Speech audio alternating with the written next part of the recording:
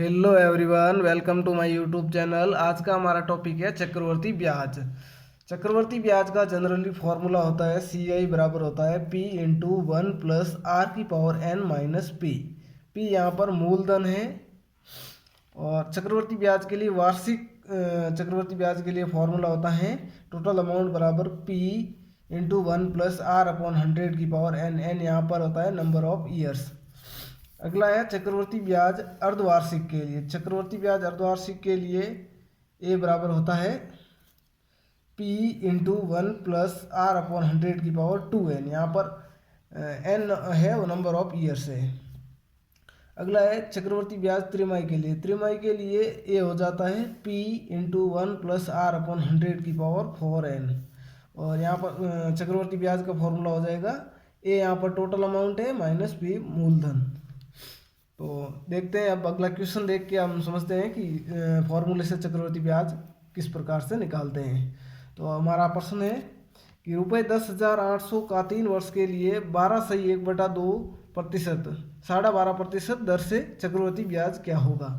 तो यहाँ पर मूलधन है 10,800 रुपये, एन यहाँ पर 3 वर्ष दे रखा है और रेट है इसको सरल करने पर 25/2%।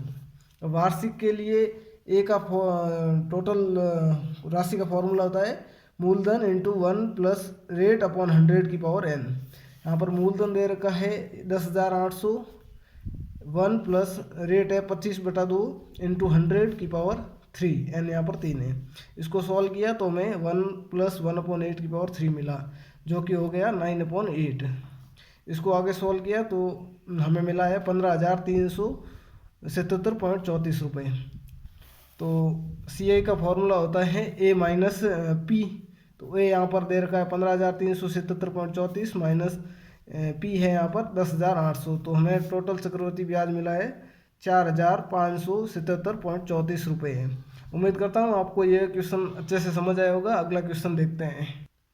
चक्रवर्ती ब्याज को फॉर्मूले से तो हम पिछले क्वेश्चन की तरह निकाल सकते हैं। इसके लिए कुछ ट्रिक हैं जो कि गणना को हमें सरल बनाने में काम आती है। तो देखते हैं चक्रवर्ती ब्याज की कुछ ट्रिक।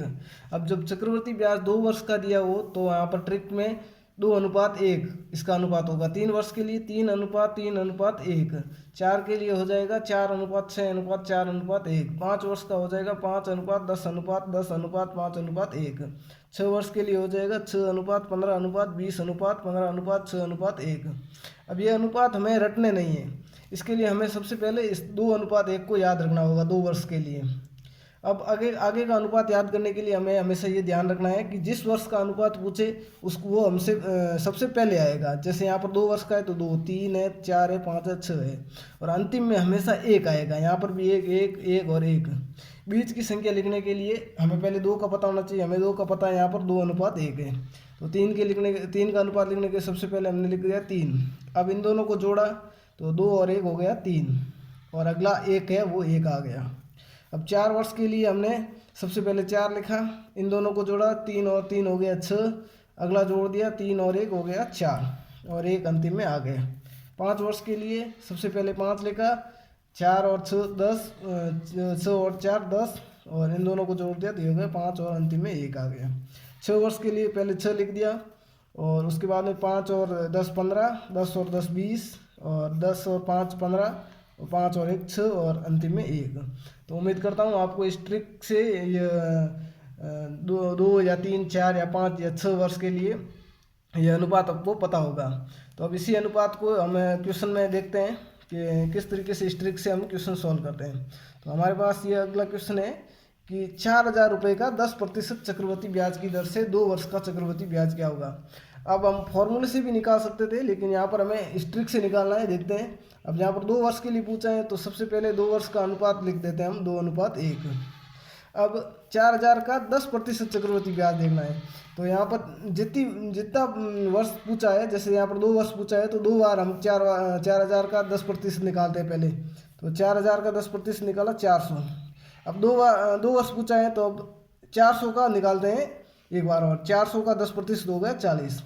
अगर 3 बार होता तो अब 40 का निकालते थे 10%। तो यहाँ पर हमें 2 वर्ष पूछा है तो हमें 2 बार ही निकालना है। अब 2:1 है जो कि 2 वर्ष के लिए है।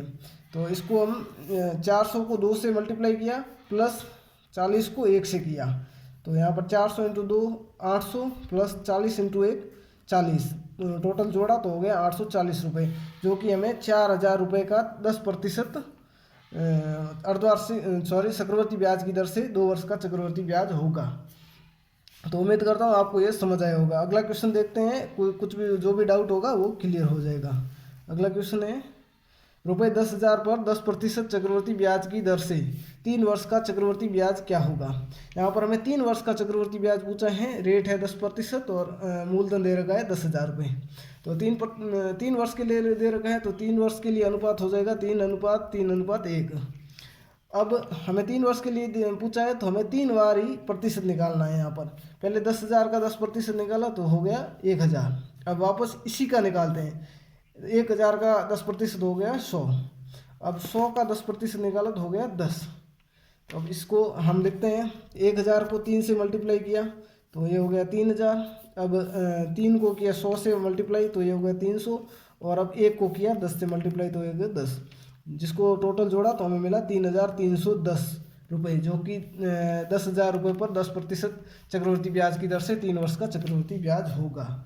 तो उम्मीद करता हूँ आपको ये क्वेश्चन और ट्रिक समझ आ रहा होगा। अगला क्वेश्चन देखते हैं।